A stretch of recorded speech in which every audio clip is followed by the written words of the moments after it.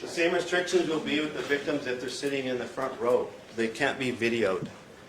You've got audio streamed here, but it's to protect the victims. I apologize that that is coming through right now instead of before, but that is the latest order. So no parts of their bodies? No. Right.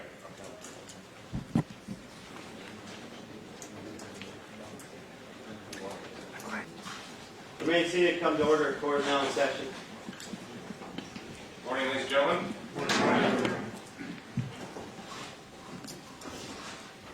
Go on the record in the case of People v. David and Louise Turpin, RAF 1800348.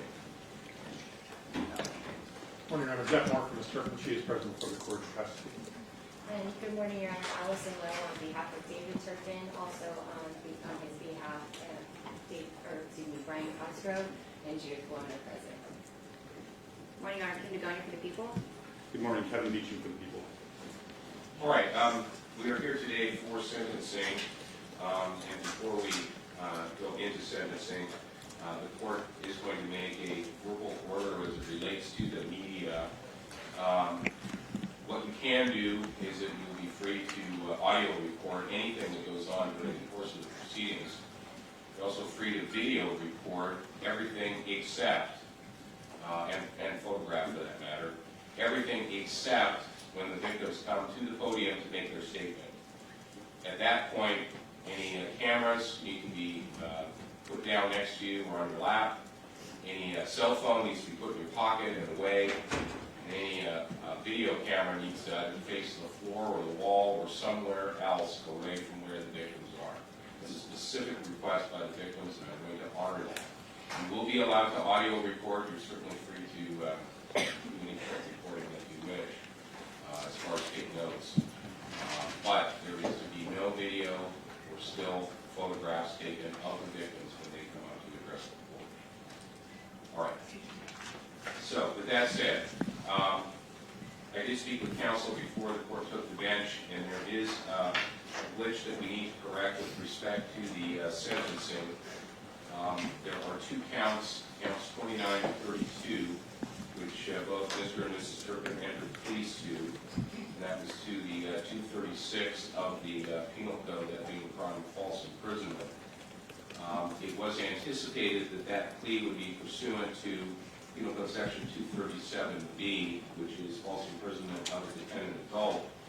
However, when the plea was taken and in the information that's charged, it did not reference either 237B or 368E1. In speaking with counsel, it was certainly agreed upon that the sentence would contain the sentence prescribed for that crime, which is slightly more than the crime that is alleged as a false imprisonment. And so, for that reason, we are going to proceed as follows, just with those two counts. I assume Mr. and Mrs. Turpin, your counsel has advised you of this, and what we will be doing is withdrawing your plea of guilty as to those two counts only, count 29 and count 32. The people will then amend to allege, instead of a 236, which is false imprisonment, a violation of Penal Code Section 237B, which is false imprisonment of a dependent adult within the meaning of Penal Code Section 368B1. To that new and different charge, which the court will do by interlineation in the information, you will be entering a plea of guilty with the understanding that the same sentence that had been previously mentioned to you in time will still be what you will receive. And then Mr. Beecham or Mr. Gomez, whoever would like to do it, will take a factual basis for that plea, like we did when you were here for sentencing. And then we will move forward. So, is there a request, Ms. Lowe and Mr. Moore, to withdraw the previously entered pleas of guilty to counts 29 and 36? Yes, Your Honor. So moved. All right, that request will be granted. 29 and 32, I'm sorry, 29 and 32. That request will be granted. Those pleas are of guilty or withdrawn. At this point, do the people have a motion with respect to amendment of the information? Yes, Your Honor. People would like to request that count 29 be amended to include Penal Code Section 237 subdivision B / Penal Code Section 368 subdivision B subsection 1. And with regard to count 32, we request to amend that to read as Penal Code 237 / Penal Code Section 368 subdivision B subsection 1. All right, any objection and any formal reading and advice on this law? No objection, so waived. No objection, so waived, and I believe any defect. All right. Then, to those two counts, starting with count 29, Mr. and Mrs. Turpin, to a violation of Penal Code Section 237B, which is false imprisonment of a dependent adult. How do you plead to that charge, Mr. Turpin? Guilty. And Mrs. Turpin? Guilty. All right. And then in count 32, to a violation of Penal Code Section 237B, which is false imprisonment of a dependent adult within the meaning of Penal Code Section 368B1. How do you plead to that charge, Mr. Turpin? Guilty. And Mrs. Turpin? Guilty. All right, and it will be the same dates and same alleged victims. After directly examining the defendant, court finds that the defendant understands the nature of the charges against him, the consequences of their pleas, and that the pleas are free and voluntary. Then, a factual basis, Mr. Beecham. Thank you. Mr. and Mrs. Turpin. First, Mr. Turpin. Is it true that on or about January 15, 2015 through and including January 14, 2018 in the County of Riverside, you did in fact commit a violation of Penal Code Section 237, subdivision B, within the meaning of Penal Code Section 368, subdivision B, subsection 1, in that you willfully and unlawfully by violence, menace, fraud, or deceit violate the personal liberty of Jane Doe number 4, who was then a dependent adult within the meaning of Penal Code Section 237, subdivision B, and 368, subdivision B, subsection 1. Yes. Mrs. Turpin.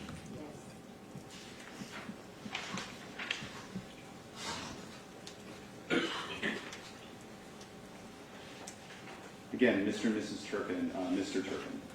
Is it true that on or about January 15, 2015 through and including January 14, 2018 in the County of Riverside, you did in fact commit a violation of Penal Code Section 237, subdivision B, within the meaning of Penal Code Section 368, subdivision B, subsection 1, in that you willfully and unlawfully, by violence, menace, fraud, or deceit, violate the personal liberty of John Doe number 1, who was then a dependent adult within the meaning of Penal Code Section 237, subdivision B, and Penal Code Section 368, subdivision B, subsection 1.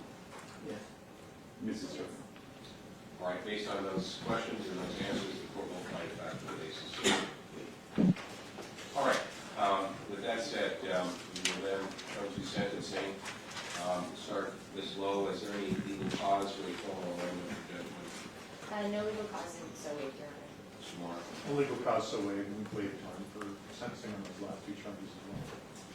All right, and Mr. Beecham, under Marcy's law, is there anyone that wishes to address the court, the victims, or anyone on the behalf?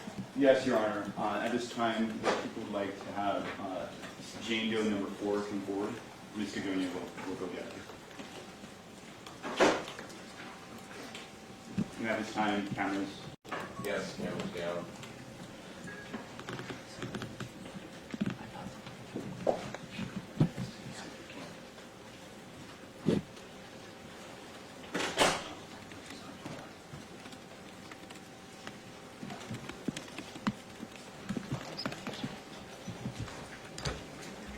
There's Raider. Jennifer, right here. Right here, right here. Raider's right here next to you. Yours. All right, ma'am, just a couple of rules. We need you to speak directly in that microphone so that we can hear you. You know who you are, you do not need to state your name. And to the extent that you have a written statement and you are going to address us with any of the names that you stipulate, we request that you make that general and not list their names if that's possible. Okay. All right, so you may proceed.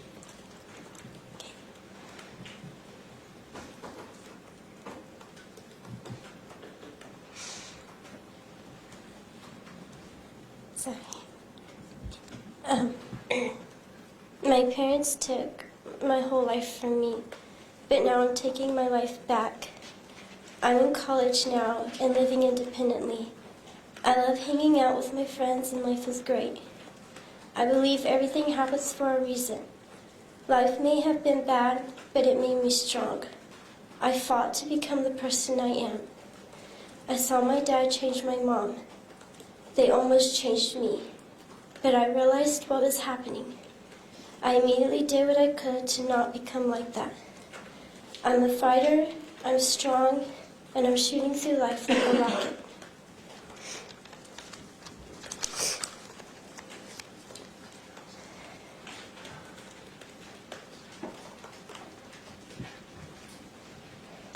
All right, is there anyone else who wishes to address it? Yes, Your Honor. John Doe number 2.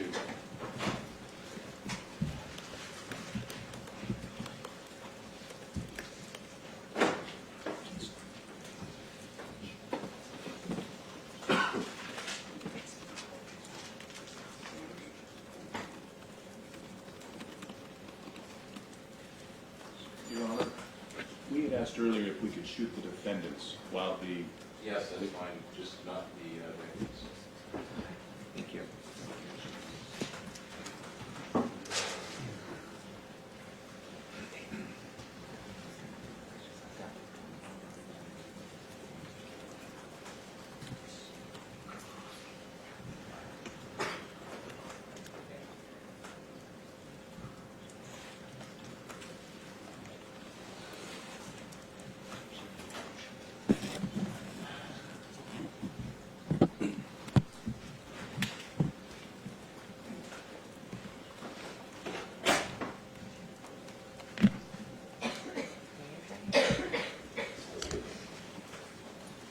All right, sir, if you could use the microphone and speak loudly and clearly, please. Yes. Good morning, Your Honor. My name is Joshua, and I will be reading 2 statements today. I will be starting with Jessica's statement. And that's your sister. Correct.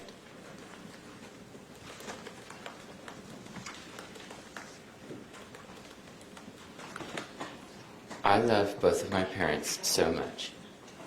Although it may not have been the best way of raising us, I am glad that they did, because it made me the person I am today. I just want to thank them for teaching me about God and faith. I hope that they never lose their faith. God looks at the heart, and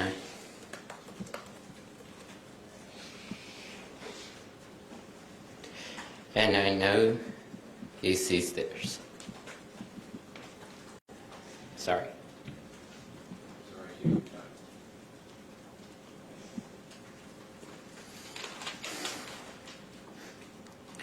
I pray often for them.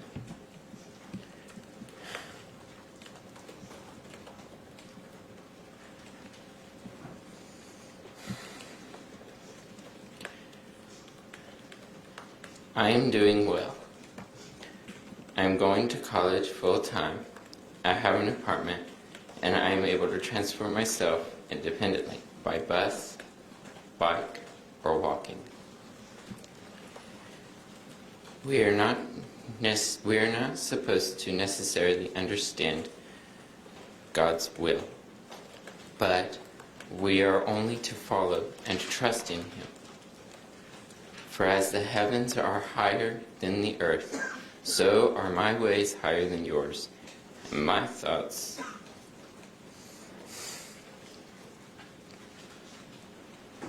than your thoughts, said the Lord. Isaiah 55:9.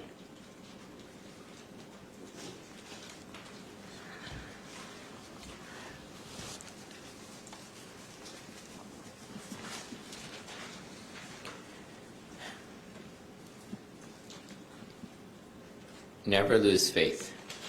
You are one of His sheep, and He is constantly watching over His flock. Sorry. I love you, and I wanted you to know. P.S. God is all we need.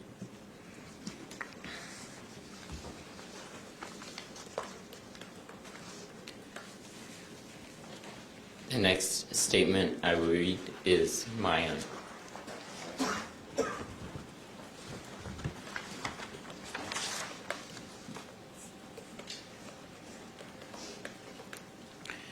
I cannot describe in words what we went through growing up. Sometimes I still have nightmares of things that had happened, such as my siblings being chained up or getting beaten. But that is the past, and this is now. I love my parents and have forgiven them for a lot of the things that they did to us. Since January, I have learned so much and become very independent. In June of last year, I learned how to ride a bike, and ever since then, I've been hooked and ride it everywhere, such as to school, store, or sometimes I just go on long rides because I enjoy it so much. I live in an apartment and go to a nearby college. I'm getting a bachelor's degree in software engineering, and after I get my bachelor's degree, I'm going to get a job as a software engineer and go to school part-time to get my master's degree. I also have learned how to advocate for myself, how to swim, how to eat healthy, and prepare a balanced meal. I've also been learning how to manage money wisely. Thank you, Your Honor. Thank you, sir.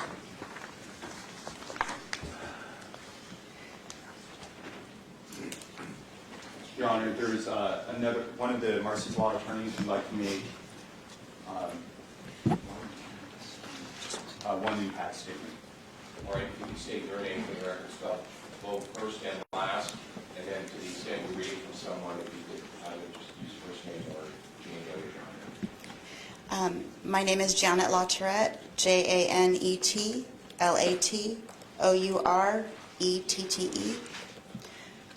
This note is from Joy.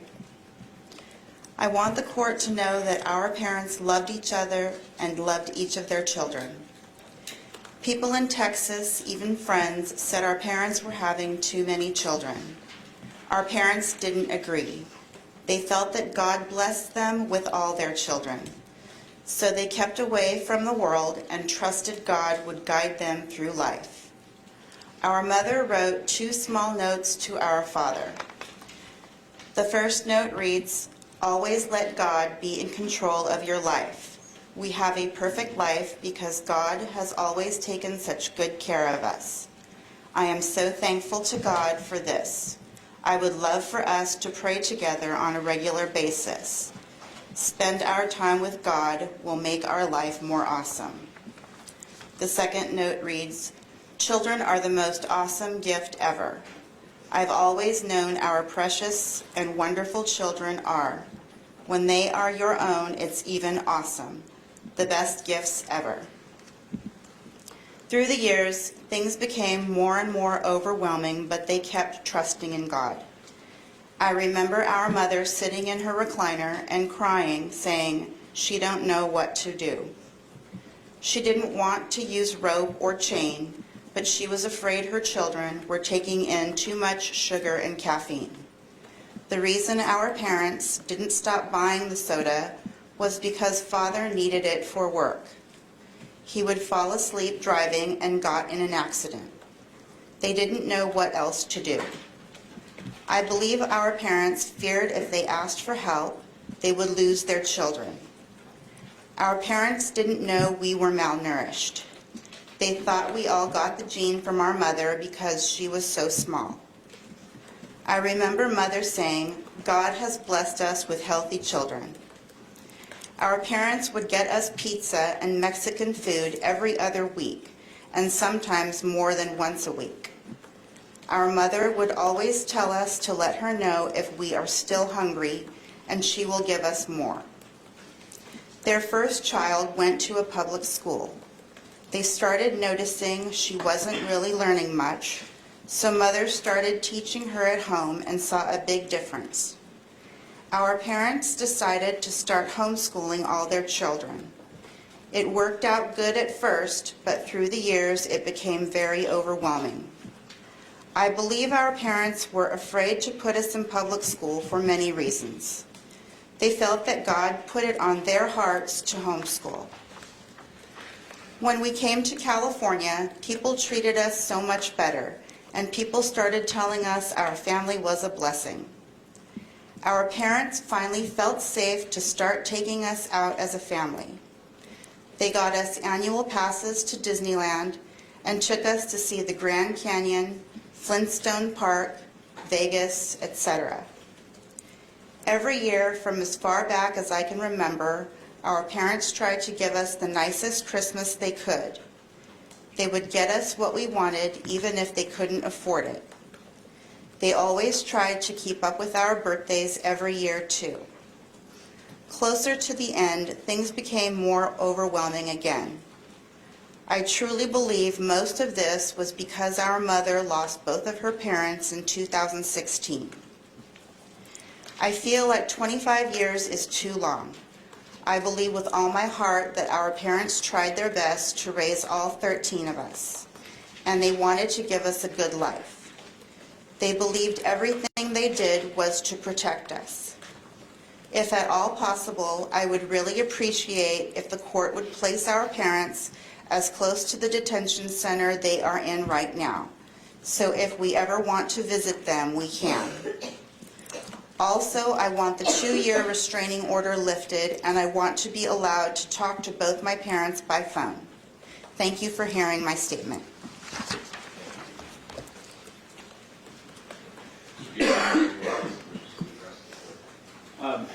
Not to address the court, Your Honor, we spoke in chambers about this. There are 5 letters from the minors that they requested to be given to the defendants to read privately and then returned back to them.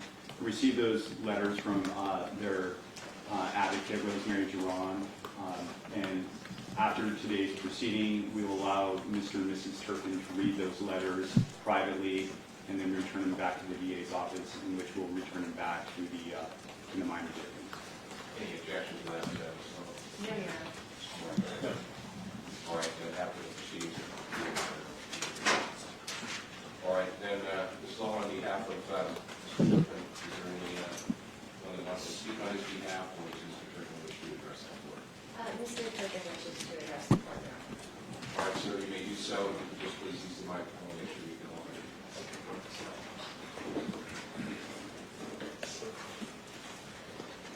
Your Honor, I'm going to ask my attorney to read my statement for me. All right.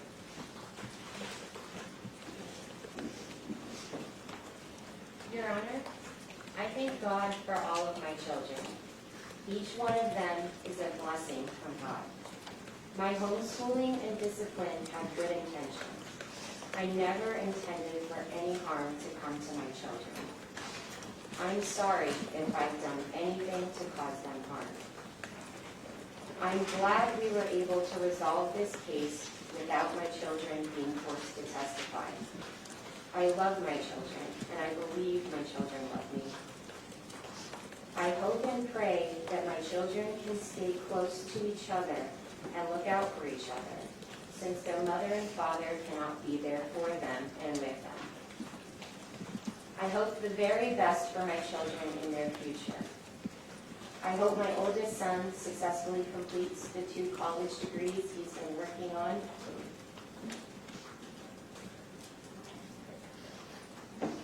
I'm sorry, I needed to modify that part of the statement. I hope my oldest son and 4 daughters currently in college successfully complete the degrees they are working on. And I hope they are successful in their chosen professions. I'll try to continue. I wish my second son success in finalizing his career plan and completing whatever additional education may be required.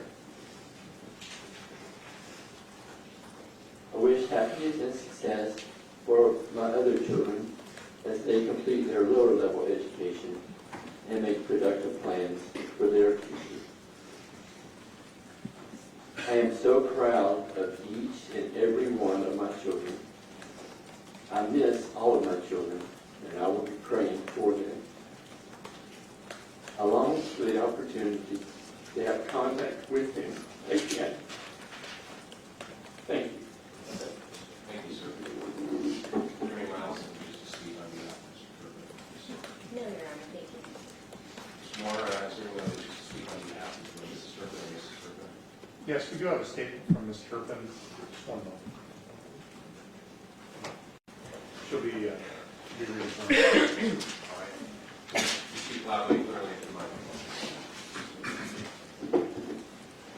I want to say to you, Your Honor, and the court, I'm sorry for everything I've done to hurt my children. I love my children so much. I'm blessed to be the mother of each one of them. I only want the best for them. Their happiness is very important to me. They're very smart and amazing individuals. I hope they get all the education they need to make their dreams come true. They deserve only the best in life. I don't want any of them to be sad or depressed because of all of this. I want them to know that Mom and Dad are going to be okay. I also want them to know I believe God has a special plan for each of them. I really look forward to the day I can see them, hug them, and tell them I'm sorry. I want them to know how special they are and how very proud I am of them. I pray for my children every day. I want to say again, I'm truly sorry. I am for everything I've done to hurt them. I love them more than they could ever imagine. Thank you, Your Honor. Thank you. Mr. Moore, is there anyone else that wishes to speak? Not at this time. Speak him, Not as to sentencing, Your Honor, with regard to the criminal protective orders, I did provide the court with termination of the current protective orders with new protective orders for the victims who wish to have a protective order. I reached out to all their advocates or themselves personally and gave Your Honor the protective orders that they were seeking at this time. All right, and just all, Mr. Moore, you both review those protective orders and assess the compliance. It applies to some, not all. There's also differences with respect to the amount of time you have explained that to your clients. I have, Your Honor. Yeah, sure. All right, and Mr. and Mrs. Turpin, you understand that there are protective orders that the court is going to put in place today.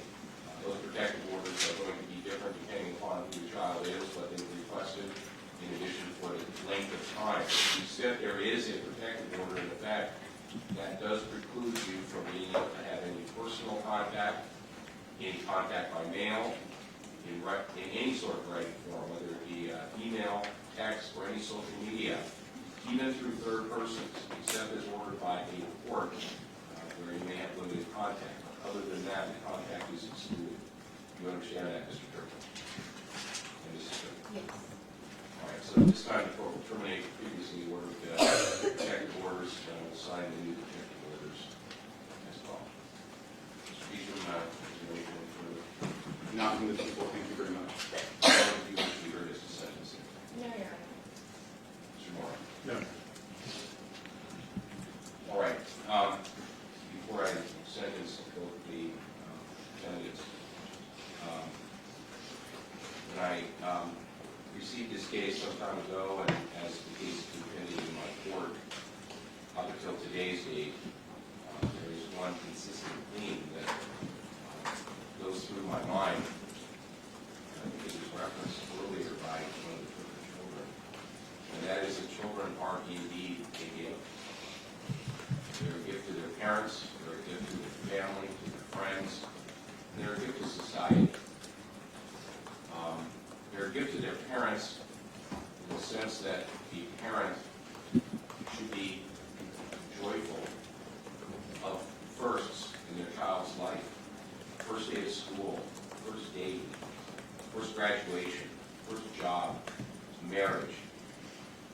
All of those things should be enjoyed by parent and child alike. But they're also a gift to society.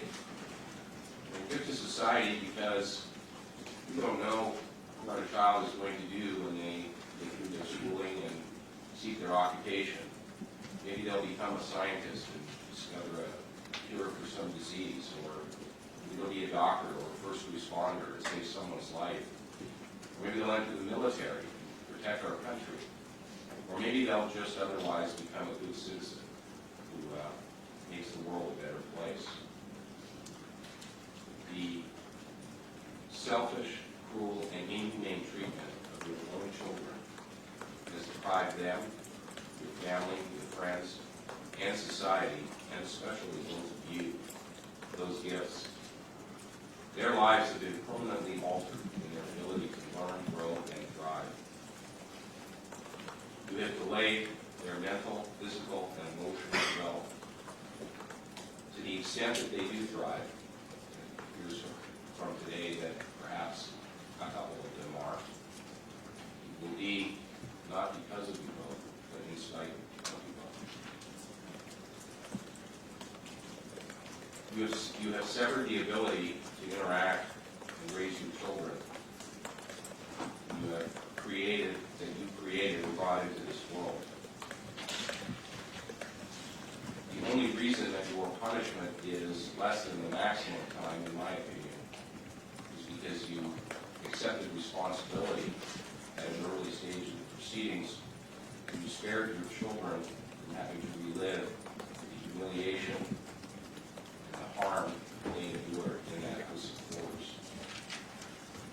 So any punishment that is given to you today will pale in comparison to the fact that you will not have an opportunity to spend your years with your children as a normal parent would. So, the disposition and sentencing will proceed as follows. Probation will be denied, and that it was the bargain for disposition. The sentence will be the same as both defendants. As to count one, violation of Penal Code Section 206, torture, both defendants are sentenced to life with the possibility of parole with a minimum parole eligibility of 7 years. As to count 24, both defendants will be sentenced, that's a violation of child endangerment. Both defendants will be sentenced to the upper term of 6 years in state prison. That term is selected because it is the bargain for disposition. That term is to be served consecutively to the term imposed in count one. As to count 15, a violation of Penal Code Section 368B1, that being dependent adult abuse, the court will sentence both defendants to the midterm of 3 years in state prison. By operation of law, it will be 1/3 of the midterm, or 1 year, to be served consecutively with all other counts.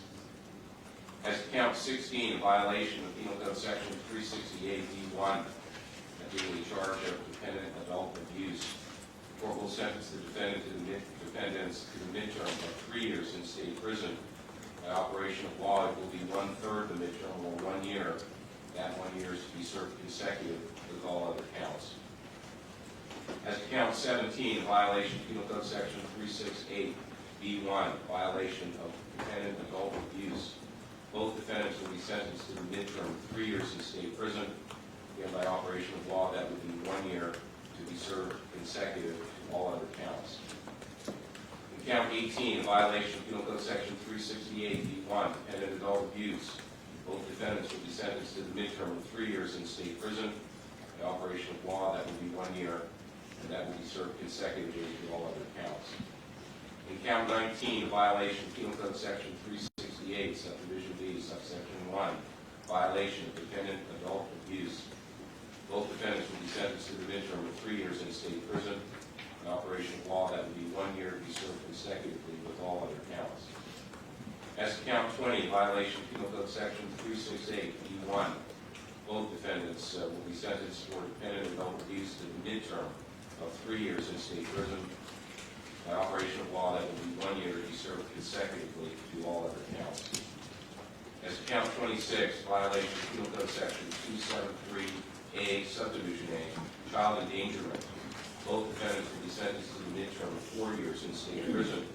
By operation of law, that will be 16 months to be served consecutively to all other counts. Section 273A, Subdivision A, child endangerment. Both defendants will be sentenced to the midterm in state prison of 4 years. The operation of law will be 1/3 the midterm, or 16 months. That time is to be served consecutively to the time imposed in all other counts. In count 29, a violation of Penal Code Section 237B, false imprisonment of a dependent adult. The defendant will be sentenced to the midterm of 3 years in state prison. The operation of law will be 1 additional year consecutive to all other counts. This is count 32. The court will sentence the defendants to the false imprisonment charge under Penal Code Section 237B and the Penal Code violation of 368B1, false imprisonment of a dependent adult. Both defendants will receive the midterm of 3 years in state prison, or by operation of law, 1 year to be served consecutively to all other counts. In count 37, both defendants will be sentenced for false imprisonment, violation of Penal Code Section 236, to the midterm of 2 years in state prison. The operation of law will be 1/3 the midterm, or 8 months. That's to be served consecutively to all other counts. And then finally, in count 39, both defendants to be sentenced for the false imprisonment charge in violation of Penal Code Section 236. Both defendants to receive the midterm of 2 years in state prison, or by operation of law, 1/3 the midterm of 8 months. That is to be sentenced consecutively to all other counts. Total commitment then would be life with the possibility of parole, with a minimum parole eligibility of 7 years, plus an 18-year determinate term, meaning the minimum sentence would be 25 years to life. With respect to credits, the court did receive from probation a memorandum, and that memorandum indicates credits of 461 days actual, 461 days 2019 time, for a total of 922 days. People wish to be heard on that. No, thank you. Ms. Lowe, Mr. Moore? No, no. All right, and that will be the order of the court with respect to credits. Court will further order that the defendant submit to Penal Code Section 296A for a DNA test unless they've already done so. As to victim restitution, the court did discuss with counsel in chambers, and the request of the people would be to refer to probation and for the court to retain jurisdiction. Is that correct, Mr. Beecher? That is correct. All right. As to both Mr. and Mrs. Turpin, this matter will be referred for actual restitution to each, as to each of your children. Probation will contact them and any other interested parties to make a determination as to what, if any, restitution is due and owing. If they find no restitution, they will be notified and the court will fix restitution at 0 to any one of the children. If, however, there is an amount that probation believes should be set forth, then that amount will be provided to the prosecution, to your attorneys, and to you. If you agree with the amount that's being assessed, you can simply do so. If you disagree, you would have a right to have a hearing. You can waive your presence for any hearing if you wish, and allows each of the lawyers to conduct that hearing in your absence. Mr. Turpin, do you understand the restitution order at this time? And do you wish to be present in the event of a hearing, or do you wish to waive your presence? I wish to be present. All right. And Mrs. Turpin?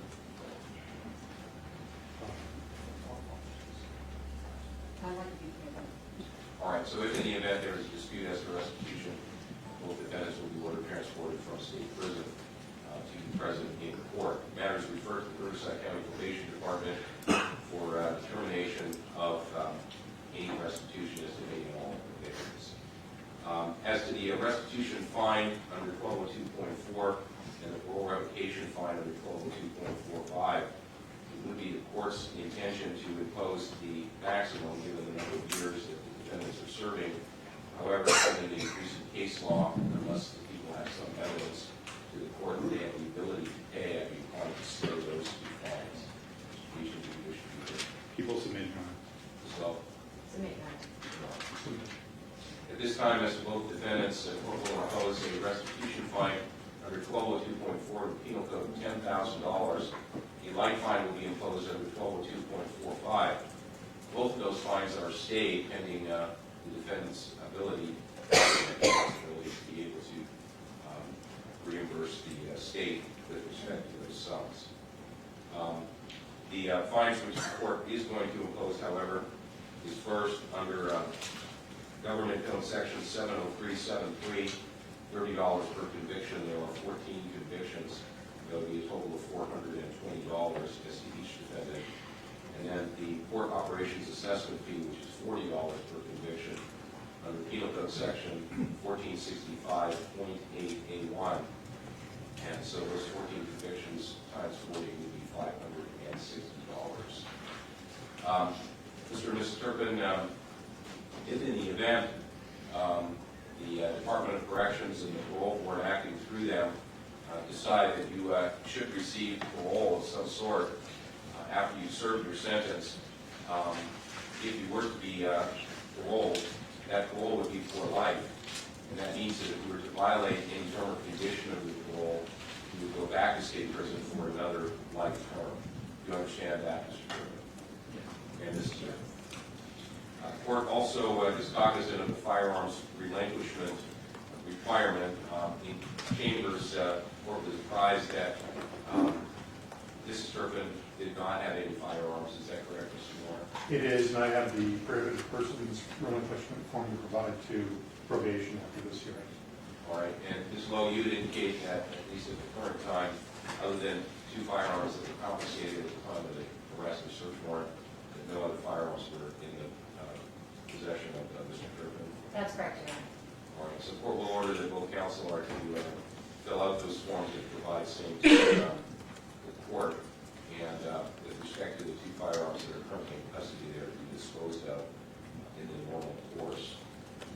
Mr. Beecham, is there a people's motion to dismiss remaining counts and allegations under 1385? So moved under Penal Code Section 1385. All right, Ms. Lowe, any objection? No. Mr. Moore? No. All right, then before I make the order to transport the defendants, is there anything further from the people? Yes, Your Honor. The people have asked for an order to release all non-contraband property in the possession of Riverside Sheriff and District Attorney. All right, the order then for non-contraband property would be released to public guardian.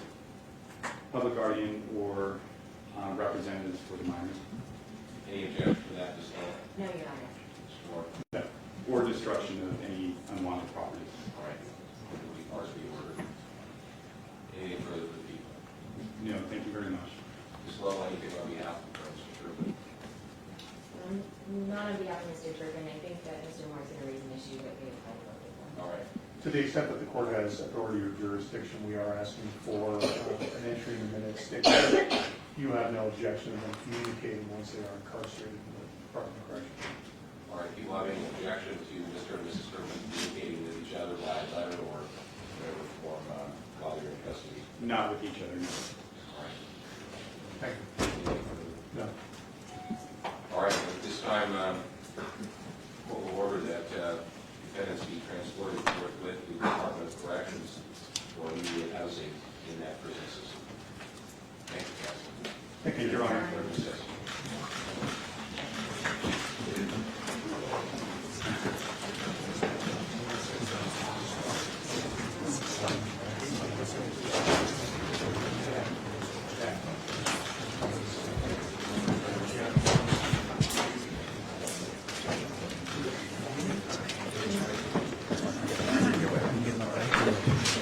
Turn those. Get the camera safe. Get the camera down.